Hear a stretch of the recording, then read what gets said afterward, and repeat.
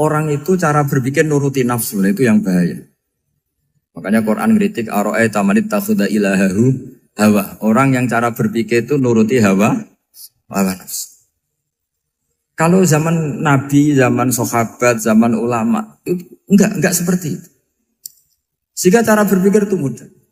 Makanya kata Nabi, absyiru ya ma'syaral muslimin, kata. Kamu harus senang ya ma'syaral muslimin.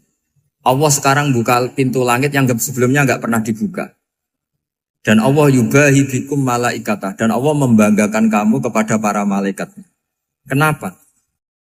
Umatnya Muhammad, umatnya Rasulullah Muhammad SAW, itu kalau sampean kepengen mati setiap saat itu baik, itu resepnya gampang kata Nabi. Addu faridotan wantadzoru ukhra. Jadi Allah memberitahu, ya Muhammad, umatmu ini luar biasa. Jadi misalnya tadi kita sholat subuh, ditanya, Bahak kamu sekarang ngapain? Nunggu sholat duhur ya. Setelah sholat duhur ditanya lagi nunggu apa asar.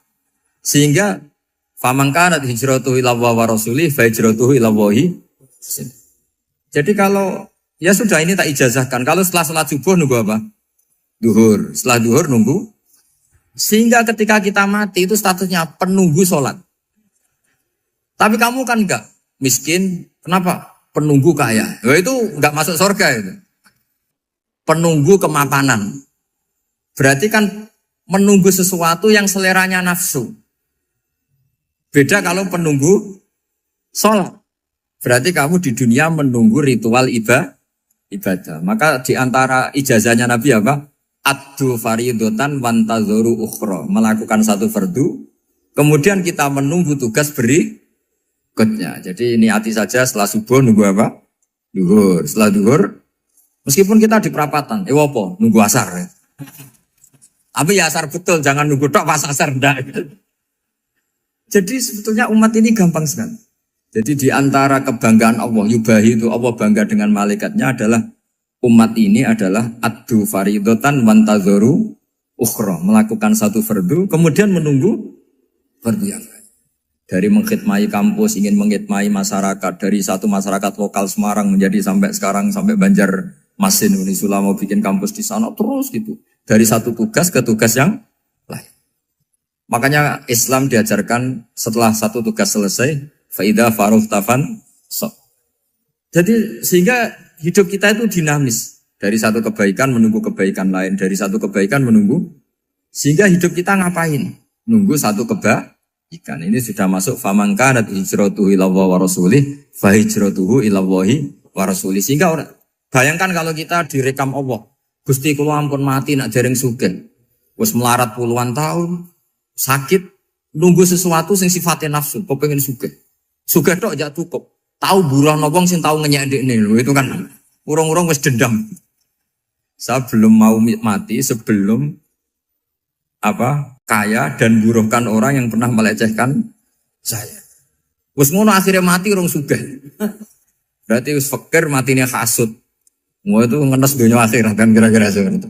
Kamu santai aja kalau fakir berarti meringankan hisab karena ada banyak harta. Yang mau dihisab papanya, enggak punya apa-apa. Jadi saya mohon sekali ya, Islam itu mengawal kebahagiaan. Sebab itu sampai bahagia itu menjadi perintah Islam, qul bi fadlillah wa bi rahmati fa bidzalika falyafrahu. Karena dengan bahagia bi taat diharapkan orang Islam itu tidak bahagia atau cari kesenangan lewat jalur maksiat. Sehingga ciri utama wali apa? Ala inna awliya Allahi la khaufun alaihim walahum yahzanun. Sehingga ulama dulu itu rileks-rileksnya. Termasuk yang saya ceritakan tadi, Imam Ahmad, Imam Syafi'i. Itu melihat apa saja rileks. Ya tadi kalau disenangi orang ya barokah, punya kawan kebaikan.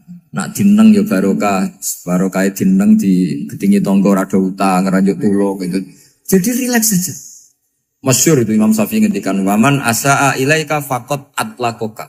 Orang yang berbuat buruk sama kamu, hakikatnya adalah membebaskan kamu. Atlako itu apa? Membebaskan. Enak gak jadi hidup gitu? Kalau kamu kan enggak, kok gedeng aku salahku apa? Malah kamu ujub tuh, orang kok gak tahu salahnya. Kamu jadi suami, istrinya ngomel, kurang apa saya sebagai suami? Ya kurang banyak, enggak ganteng, enggak kaya, enggak ini. Malah kalau diterangkan malah parah toh.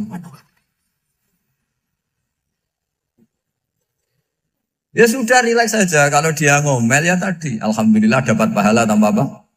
Biaya. Terus ngomel kan butuh energi, paling yang tidak kuat 3 jam. Nanti juga berhenti apa? Terus ambil nilai positifnya. Misalnya ngomel sama suaminya, bagus lah. Kalau ngomel sama tetangga malah kayak apa gitu aja udah. Jadi ulama dulu itu gampang sekali melihat hidup. Rasulullah ya gitu, melihat hidup tuh gampang saja. Ketika tanya, ya Aisyah apa ada sarapan? Tidak ada ya Rasulullah, ya sudah saya tak puasa. Jadi enteng saja. Kadang-kadang beliau ingin puasa, ya puasa sunat, ada sarapan nggak jadi puasa. Rileks. Nabi itu rileks. Kalau ngajari kebaikan juga rileks. Nah sekarang itu banyak orang yang karena mungkin kurang baca, Islam tuh kayak menjadi aturan yang bengis, yang repot, yang mengekang. Itu tidak seperti itu. Yuridu wa bikumul yusra wala yuridu bikumul usra. Allah menghendaki agama ini mudah. Sehingga ada sahabat di Imami Mu'ad itu baca Baqarah. Sahabat ini pekerja petani, mufarokoh ditinggal. Ketika Mu'ad lapor, ya Rasulullah ini ada orang munafik, tengah-tengah sholat mufarokoh saya ditinggal. Yang disalahin itu tidak yang ninggal tapi Mu'ad. Afattanun anta ya Mu'ad, kami itu tukang fitnah. Masa ngimami petani pakai surat Baqarah? Jadi yang disalahkan ini imamnya. Kalau kamu jadi imam, sholatnya ya yang cepat. Makanya terus banyak orang kecepatan karena tadi. Jadi Nabi itu enteng sekali. Jadi apa ya? Nabi itu beda dengan yang kita bayangkan beda. Nabi pernah ngaji di masjid, kemudian ada tetangga lewat pakai cangkul ke kebun. Semua sahabat gerutu. Ini orang tidak benar. Ada Nabi ngaji ditinggal saja ke kebun tidak ikut ngaji. Jawabannya Nabi tidak. Itu bagus itu ikut sunnah saya. Kenapa ya Rasulullah? Dia kerja nyari halal. Dan untuk menghidupi keluarganya itu juga ajaran saya. Sehingga yang ngaji ya ajarannya Nabi, yang nggak ngaji karena kerja mencukupi keluarga juga ajarannya Nabi. Segampang ini. Kalau kayaknya kamu kan, wes gak roh akhlak kan gitu. Nabi rileks saja Nabi. Sampai bisa lihat itu di bab Fadhailul Kasbi. Makanya ini penting sekali supaya orang itu berpikir Islam atau mendakwakan Islam itu berdasar sanad ya yang muttasil yang pernah dilakukan Rasulullah SAW. Sesuatu yang dilarang Allah itu pasti mador. Maka untuk melarang seseorang bergantung sama narkoba misalnya atau hal-hal yang bahaya pada fisik, itu satu tentu bagi ahlullah, tentu karena takut Allah.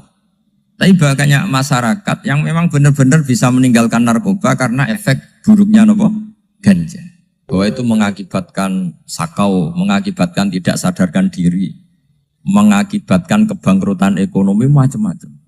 Sehingga mereka benar-benar benci sama yang namanya narkoba. Jadi di antara manhajul Quran itu kalau mentakbih, memburuk-burukkan maksiat itu mesti dikritik innahu kana fahisyah. Innahu kana fahisyata wa makta wa sa'a sabila. Innahu kana fahisyata wa sa'a sabila. Diulang beberapa kali. Sehingga dibutuhkan kecakapan untuk menganggap satu hal yang buruk itu fahsyah, sesuatu yang enggak rasional, sesuatu yang tidak positif, sesuatu yang pasti berdampak negatif.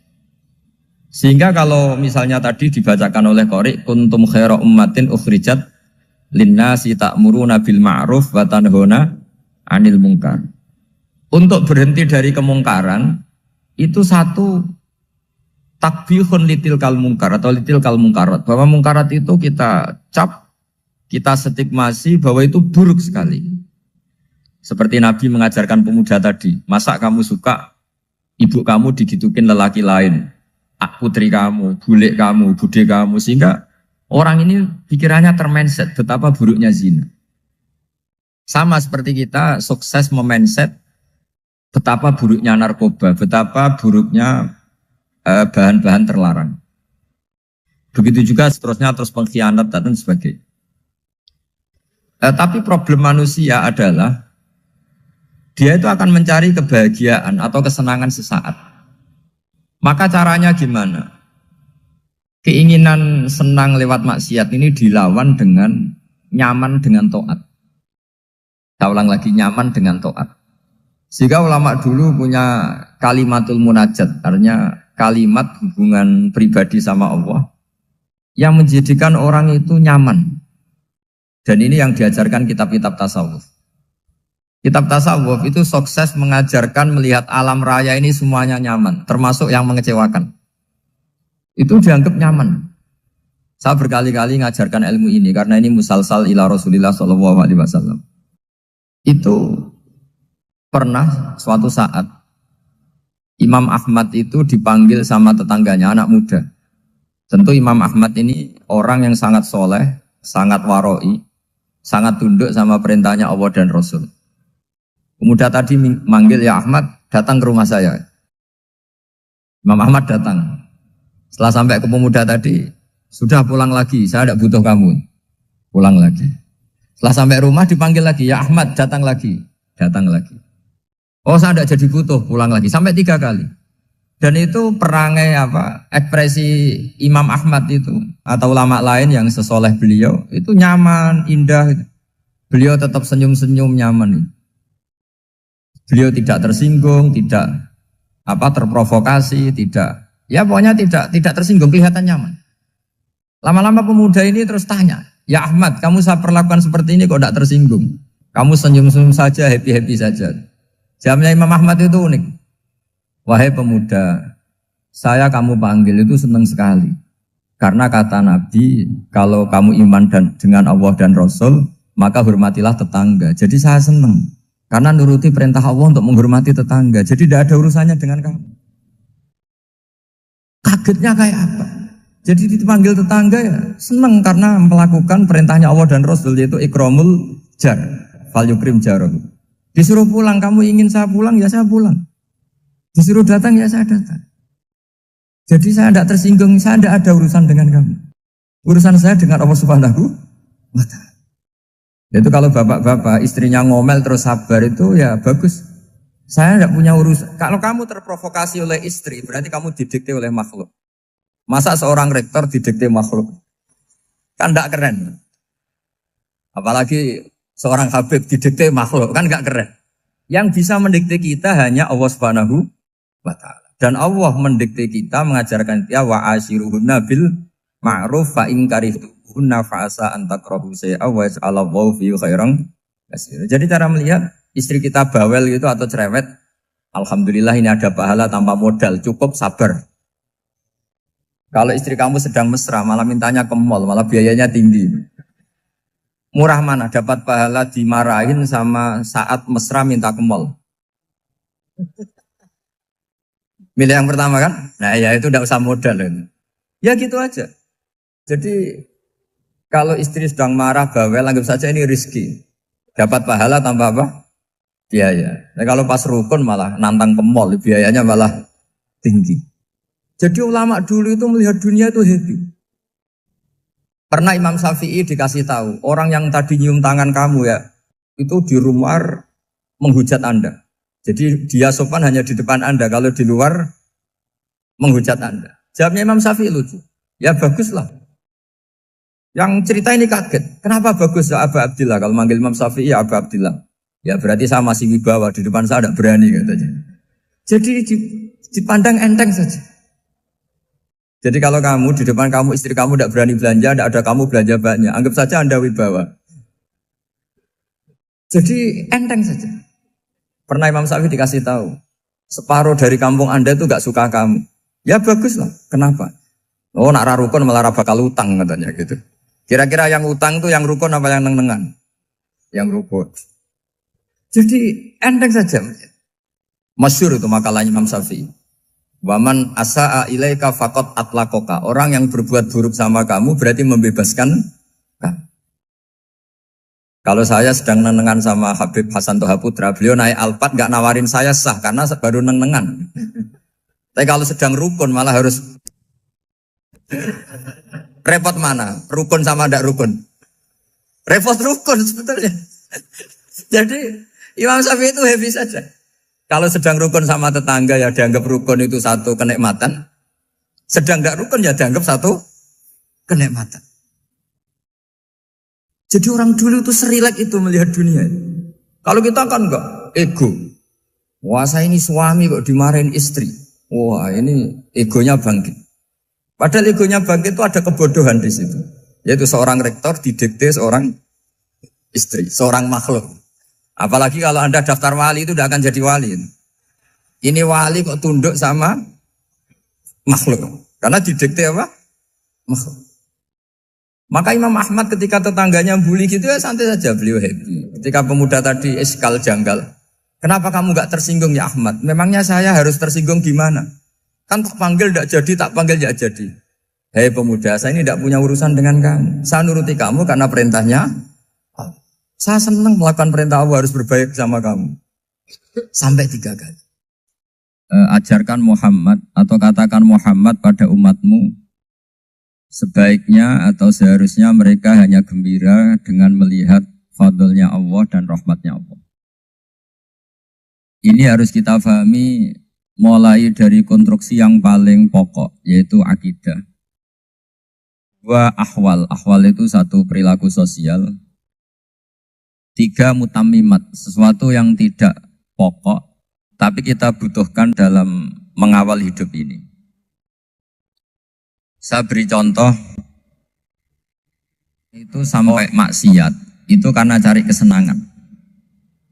Misalnya baru penat itu, ingin seneng, ada orang yang macam-macam lah, ingin melihat maksiat, apa itu pornografi, apa nyabu, apa macam-macam. Itu sebetulnya agama punya konsep yang luar biasa, yaitu seharusnya seseorang itu gembira. Gembira dengan ketaatan. Lalu pertanyaannya caranya gembira gimana? Gembira itu mudah. Jadi misalnya kamu sujud sama Allah Subhanahu wa taala. Terus cara berpikir begini. Ini sekaligus ijazah. Cara berpikir begini. Ya Allah, ini kata Sayyidina Ali, kafani izzan an akuna laka abdan wa kafani fakhron an takuna li rabban. Ya Allah, betapa sialnya saya andaikan saya jadi budak dari makhluk yang sama. Misalnya sampean itu seorang kiai atau rektor atau doktor atau orang terpelajar, kemudian kamu jadi budak atau hamba dari makhluk yang setara. Betapa hinanya saya. Maka kata Sayyidina Ali, ya Allah saya ini cukup bahagia, cukup bangga karena jadi budak, jadi hamba dari zat yang super atau yang maha super. Jadi kok Allah Subhanahu wa ta'ala. Sehingga ada kebahagiaan yang luar biasa karena menjadi hambanya Allah Subhanahu wa ta'ala. Setelah bangga dengan jadi hambanya Allah, maka kita akan malu. Malu misalnya kok saya bahagia itu nunggu melihat pornografi, melihat maksiat. Itu terus menjadi malu. Kenapa saya bisa didikte oleh hal-hal seremeh itu? Ya, kita malu karena didikte oleh hal-hal yang seremeh itu. Karena kita didikte oleh nafsu. Jadi izzatun nafsi, satu harga diri seseorang itu harus dihidupkan untuk hanya tunduk kepada Allah Subhanahu wa ta'ala. Sehingga Nabi itu melatih satu logika tarkul ma'asi. Nabi itu dulu ketika ada seorang pemuda yang ya karena mungkin pemuda ya, dia itu mau masuk Islam, tapi uniknya kata pemuda tadi, saya masuk Islam tapi asal dibolehkan bebas zina. Jadi ini agak sableng gitu. Jadi mau masuk Islam syaratnya dibolehkan apa? Zina atau free sex gitu. Karena orangnya agak hiper. Itu Nabi tidak langsung mengancam dengan neraka enggak. Ketika mau pamit gitu semua sahabat melarang. Mah itu jangan, kamu jangan suan Nabi, itu permintaan yang nggak masuk akal. Setelah lama ditahan, terjadi kegaduhan di masjid, Nabi dengar, itu ada apa itu? Itu ada pemuda yang mau masuk Islam tapi yasta'dzinuhu fi zina. Tapi mereka minta izin Nabi untuk tetap boleh zina. Kata Nabi, pemuda itu suruh masuk, suruh menghadap saya. Ketika menghadap Nabi, saya ulang lagi ketika menghadap Nabi, Nabi mengajarinya itu luar biasa. Nabi tidak langsung mengancam dengan neraka atau dengan azab tunda. Tapi kata Nabi, Atau hibbuhu li ummik. Kamu suka kalau ibu kamu itu jadi demenannya orang banyak. Pondok ya Nabi. Yang demen ibu saya tak bacok kan. Karena ini ya agak preman, di mana-mana orang nakal agak preman. Terus atau hibbuhu li bintik. Kamu suka kalau putri kamu ya digitukan orang-orang. Wah ya enggak Nabi, yang gitukan putri saya tak bacok. Atau hibbuhu li kholatik. Kamu suka kalau bule kamu digitukan.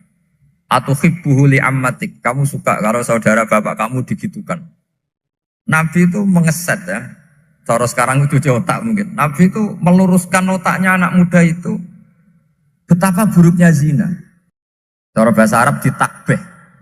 Betapa buruknya zina. Kamu suka kalau korbannya ibu kamu, putri kamu, bude kamu, bule kamu. Sehingga orang itu matur ya hasbuka ya Rasulullah, ini sudah cukup.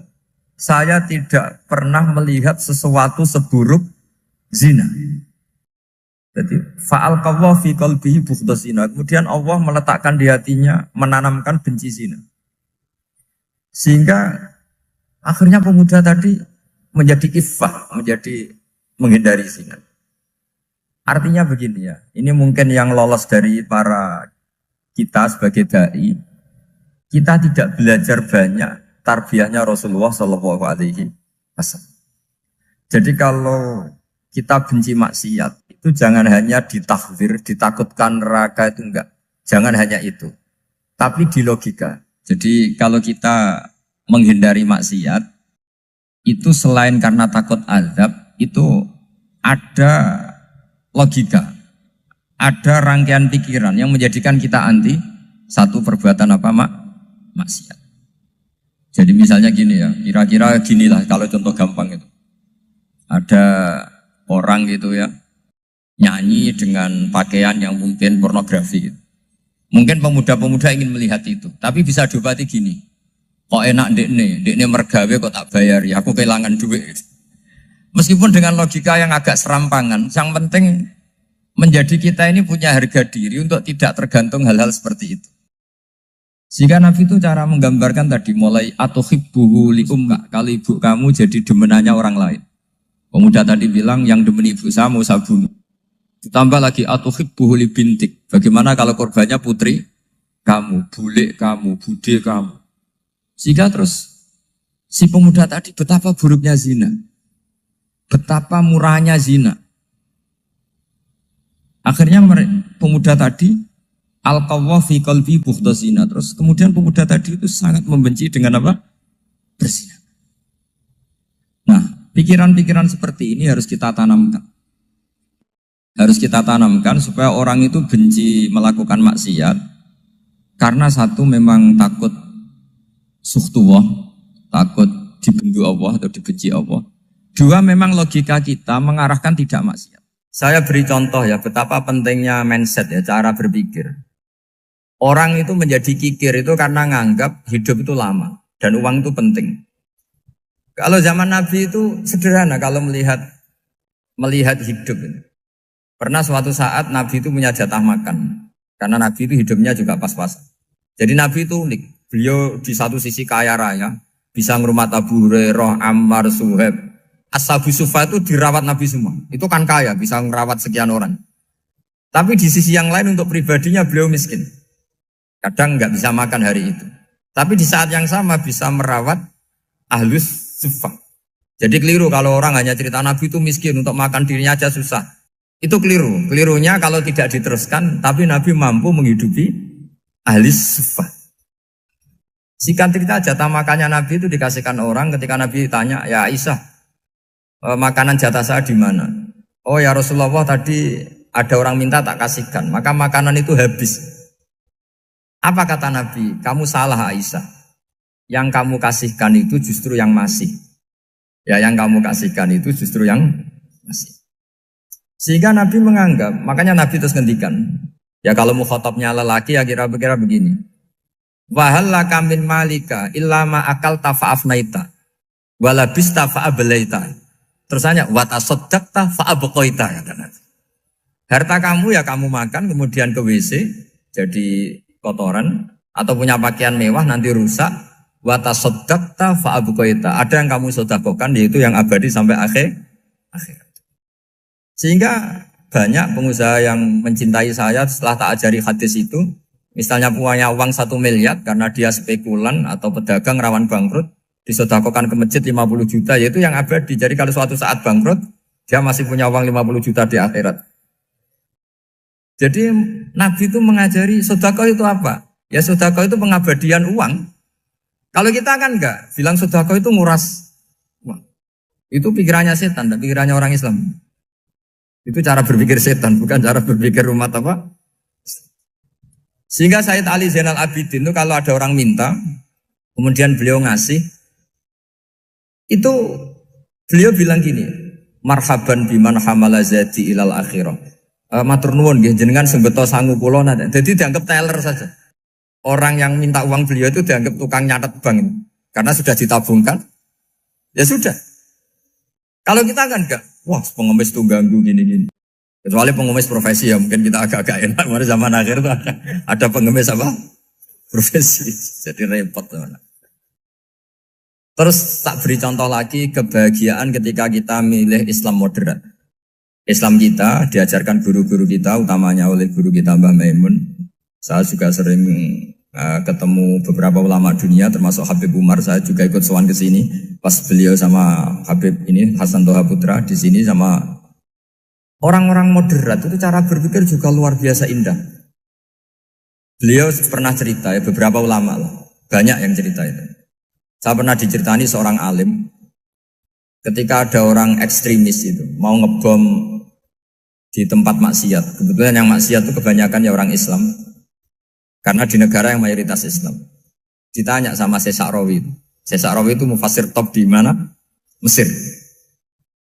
Ini mau tak habisin karena mereka orang Islam kok maksiat terus. Terus ditanya sama Imam Sa'rawi. Laumatu ala khini ma'asihim aina masiruhum. Kalau mereka mati dalam keadaan maksiat, mereka kemana? Ya ilanar, mereka pasti masuk neraka. Terus ditanya sama Imam Sa'rawi. Wahal masiruhum ilanar muradun nabi amlan. Punya umat maksiat kemudian mati masuk neraka, itu yang diinginkan Nabi apa enggak? Ya tidak aja. Ya sudah, enggak usah dibom, ditunggu tobatnya kata. Karena kalau mati dalam keadaan itu ke neraka dan itu tidak yang diinginkan Rasulullah Sallallahu Alaihi Wasallam. Terus ekstremis ini menjadi tobat, tidak berpikir ekstremis Mas. Jadi orang itu harus berpikir mindset yang baik. Meskipun kadang berpikir baik itu ya agak-agak kacau. Ada seorang wali majdub itu kalau berdoa agak kacau, tapi nggak bisa dibantah. Masyhur itu doa itu. Ini sekaligus ijazah, tapi kalau sebelum wali nggak boleh. Itu datang ke makamnya Rasulullah SAW. Terus doanya itu begini. Ya Allah, sekarang terserah engkau. Ya Allah, sekarang terserah engkau. Jika saya kamu jadikan orang soleh, jika saya engkau jadikan orang soleh, maka surra habibuk, maka kekasihmu ini senang. Yang susah musuhmu yaitu setan. Tapi kalau engkau menjadikan saya orang fasik, maka yang susah kekasihmu, yang senang musuhmu. Jadi kan punya dua pilihan itu. Wah itu kan doa tapi kayak teror itu. Ya jadi berdoa di Raudhah. Wah itu pasti mandi itu karena agak-agak maksa Tuhan itu. Ya Allah, engkau punya dua pilihan. Jika saya jadi orang soleh, maka kekasihmu ini senang. Musuhmu yang susah yaitu setan. Tapi jika saya jadi orang fasik, maka musuhmu yang senang, kekasihmu yang susah. Mohon terserah jenengan, mau menyenangkan kekasihmu, apa menyenangkan musuhmu gitu. Kira-kira gimana? Kalau tertarik boleh doa itu dipraktekkan. Tapi kayaknya kalau copy paste itu gak keren, apa? Jadi dulu orang itu muamalah sama Allah dan Rasul itu rileks. Rileks itu nyaman karena ya tadi qul bi fadlillah wa bi rahmati fa bidzalika falyafrah. Sehingga Imam Izzuddin bin Abdissalam itu ngendikan innalladzina yarmunal muhsanatil ghafilat. Di antara kebaikannya ibu-ibu atau mbak-mbak ini harus berstatus ghafilat. Perempuan-perempuan pelupa. Ghafilat itu pelupa. Pelupa dari kenikmatan maksiat sehingga mereka dengan taat. Misalnya ada ibu-ibu atau mbak-mbak atau juga bapak-bapak tahajud, kemudian nyaman dengan tahajud itu. Kira-kira terbersit enggak ingin maksiat? Enggak kan, karena sudah nyaman dengan tahajud, dengan taat. Maka dibutuhkan kenyamanan dalam beribadah. Sebab itu ala bidzikrillahi tatmainnul qulub. Makanya saya termasuk kiai yang setiap ngaji itu happy, seneng. Karena ini untuk kampanye, seneng dengan ngaji, dengan taat itu sudah luar biasa. Kayak apa kalau mereka senengnya kalau nunggu melakukan maksiat. Jadi termasuk bentuk perlawanan kita terhadap maksiat adalah usahakan kamu tuh bahagia, senang dengan taat. Istiqnas billah, mu'anasah billah, farah billah, itmi'nan tumaknina billah. Sehingga ini mencukupkan kita tidak berkebutuhan maksiat. Meskipun kita ya manusia, pasti suatu saat atau sudah pernah maksiat. Serasa diceritakan lah, ini gue mesti gitu. Lah orang-orang dulu itu orang yang sukses mengelola bahagia ma'allah wa billah walillah. Jika wali-wali dulu itu jadi wali itu tidak mesti karena ibadahnya banyak, itu enggak. Mereka orang yang ibadahnya itu biasa.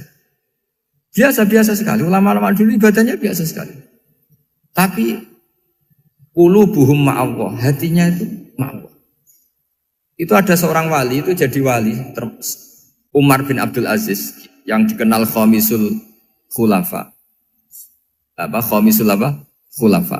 Di luar khulafa ar-rasyidin 4, di antara yang soleh adalah siapa? Umar bin Abdul Aziz. Itu ketika mau meninggal, itu senangnya bukan main. Itu semuanya nangis, beliau senang.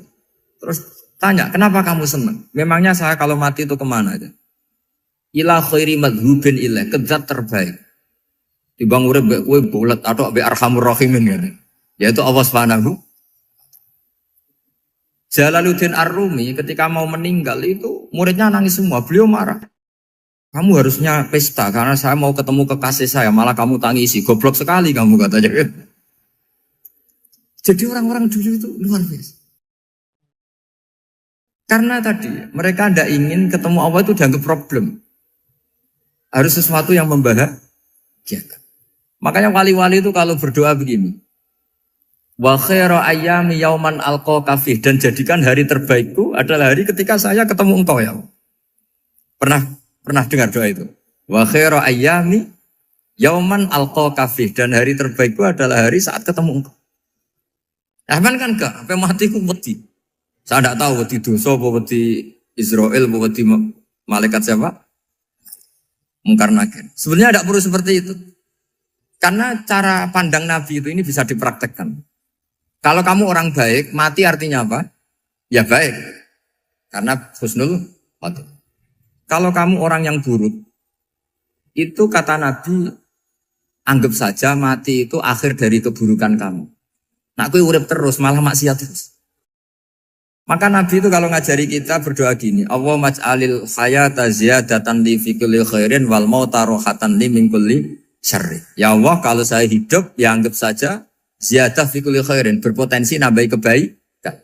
Kalau saya mati, anggap saja ini akhir dari segala keburukan. Maka saya berkali-kali, banyak tradisi ulama-ulama NU, ulama-ulama pesantren, ya ada hanya NU, pokoknya ulama-ulama alim. Itu kalau ada orang mati, orang nakal gitu mati, ini saya gitu. Itu hadirin mesti gak terima. Wapi enang itu wong wakal. Tapi dipaksa sama kiainya, saya gitu. Lama-lama dipaksa. Saya gitu. Padahal ning atine kiai wis ra iso maksiat meneh wis saya gitu. Karena dengan mati berarti saya sudah tidak bisa maksiat lagi. Jadi Nabi melihat hidup dan mati itu segampang itu. Kalau al-hayata ziyadatan li fi kulli khairin wal mauta rohatan li min kulli syarr. Coba kita ke depan itu kan ada potensi zina, potensi korupsi, potensi maksiat. Yang bisa menghentikan potensi itu apa coba? Mati ya, udah pinter dia. Sudah maju berarti. Berani mati? Berani. Tapi jangan di sini ngel-ngelo panitia. Artinya yang selama ini kita risau dengan kematian, dengan apa? Nabi ngajari kita tadi. Allahumma maj'alil hayata ziyadatan li fi kulli khairin wal mauta rohatan li min kulli syarr. Ya Allah, jadikan hidup ini sebagai bekal menambah kebaikan, dan suatu saat kalau saya mati, semoga itu akhir dari segala keburukan. Jadi artinya Nabi itu ngajari kita itu positif terus. Sama seperti ulamanya tadi. Nak lagi rukun mbek tonggo ya sanggep ae kanca keapian. Nak nenengan ben ra utang ngoten. Dadi pokoknya penak terus itu. Nak bojo lagi ngamuk alhamdulillah gak ngajak blonjo. Nak pas rukun ya alhamdulillah kok lagi rukun. Jadi gampang semua. Makanya ada seorang alim itu ngendikan begini, ada yang tanya. Saya tuh dulu ketika kaya, teman saya sering main ke saya. Setelah saya miskin gak ada teman-teman yang ke saya. Dikira si Habib ini kebetulan orangnya Habib itu mendukung keluhan dia. Ternyata enggak. Si orang alim itu bilang gini, malah bagus tuh gitu. Kowe wis melarat buruhe wong. Ya sudah kamu miskin buruhnya orang lain. Misalnya tukang manol di pasar atau tukang becak. Kemudian teman-teman kamu datang, malah kamu malu tuh jadi tontonan. Bagus kalau mereka lupa, pas kamu miskin tidak ada yang lihat katanya. Jadi apa ya, dianggap enteng saja gitu. Akhirnya orang ini nggak jadi ngeluh. Selama ini kan kita ngeluh ya, ketika miskin teman-teman nggak datang. Coba kalau mereka datang pas kamu buruh bikin botol di orang lain. Mantan bos buruh, malu gak? Milih datang kepada? Nggak lah, sudah bener itu. Jadi ulama dulu itu makanya sering baca biar tahu solusi hidup. Jadi ulama dulu itu gampang sekali melihat kehidupan itu. Gampang sekali, indah, gampang. Kebahagiaan ini pula yang harus kita latih dalam melakukan ketaatan. Tapi memang obsesi saya terbesar atau cita-cita saya terbesar memang setiap ngaji saya ingin orang mukmin semuanya itu bahagia. Dengan bahagia itu mereka tidak neko-neko ingin mencari kebahagiaan lewat jalur apa maksiat. Sehingga dalam konstitusi ulama yang ditulis di kitab-kitab usul fikih, dan itu kitab yang saya kaji, selalu saya kaji, itu membela-bela sesuatu yang mubah itu sampai luar biasa. Karena melihat mubah itu, misalnya Anda tidur itu berstatus mubah. Anda bermain catur berstatus mubah. Anda rileks sama teman jagongan semalam dengan teman rektor atau dosen atau yayasan itu, melihatnya bukan mubah, tapi tarkul maksiyah. Misalnya saya semalaman asik musamarah itu jagongan malam sama Habib Toha Al-Munawwar. Itu awang ngitungnya bukan, wah ini jagongan ngalor ngidul tidak penting tuh enggak. Malam itu bahak tidak ke dugem, tidak ke tempat maksiat. Sehingga ada ulama yang mengatakan mubah itu enggak ada. Saya ulang lagi, mubah itu enggak ada. Kan umumnya ulama bagikan wajib, ya kan, haram gitu. Terus diantaranya mubah, sunat, makruh. Ada ulama yang mengatakan mubah itu enggak ada. Kenapa? Logikanya begini, itsma min mubahin illa wa yatahaqqaqu bihi tarku haramimma. Karena ada mubah yang Anda lakukan kecuali saat itu pasti ditinggalkannya sebuah keharaman. Misalnya Anda sedang jagungan sama istri di luar, di rumah, asik di rumah semalaman. Mungkin bahas hal-hal yang ringan. Mungkin melihat sinetron atau apa yang ringan. Tapi di situ terjadi Anda meninggalkan ke tempat-tempat maksiat. Sekarang ninggal maksiat itu wajib apa mubah? Wajib. Padahal Anda sedang melakukanmu. Nah itu dicatat oleh Allah itu tarkul haram, meninggalkan keharam. Jika masyhur dalam cerita wali-wali itu, Abu Yazid yang seperti itu ibadahnya pernah tanya, ya Allah lalu yang makomnya orang seperti saya siapa? Karena beliau semalaman ibadah terus. Sama Allah dijawab, ya yang tidur di pinggir kamu itu. Abu Yazid, loh kok bisa ya Allah? Dia kan tidur terus. Ya kan dia tidur berarti meninggalkan keharaman. Ngomong sing potongan tukang maksiat itu apik turu apik melek kira-kira. Apik turu. Timbang sama nak melek pola wis turu ae kira-kira gitu. Jadi enggak usah dipaksa tahajud, dipaksa qiyamul lail itu. Iya kalau qiyamul lail. Kalau dapat informasi, ke sini ikut saya terus katut kan repot. Jadi perlawanan terhadap maksiat itu sebetulnya gampang dalam Islam karena tadi nggak ada sesuatu yang mubah kecuali saat dilakukan berakibat meninggalkan keharaman. Mudah sekali. Jika banyak orang jadi wali itu karena melakukan mubah. Itu ada orang jadi wali itu karena sering makan. Ya makan-makan biasa itu. Karena ketika makan, ya Allah, betapa doifnya saya. Katanya saya presiden, katanya saya rektor, saya kiai. Ternyata kalau nggak makan tuh lemes. Apa hebatnya makhluk yang bergantung makhluk yang lain, yaitu makanan. Nah karena seperti itu terus dia al-laja'illallah, terus dia sungkeman ning Allah. Betapa lemahnya saya. Sebab itu ketika Quran mengkritik dan dengan tanda kutip kemungkinan Tuhannya Isa bin Maryam, itu ngeritiknya sederhana Quran itu. Mal masih ibnu Maryam illa rasul qad khalas min qablihir rusul wa ummuhu siddiqah kana yaqulanit ta'am. Isa itu tidak Tuhan.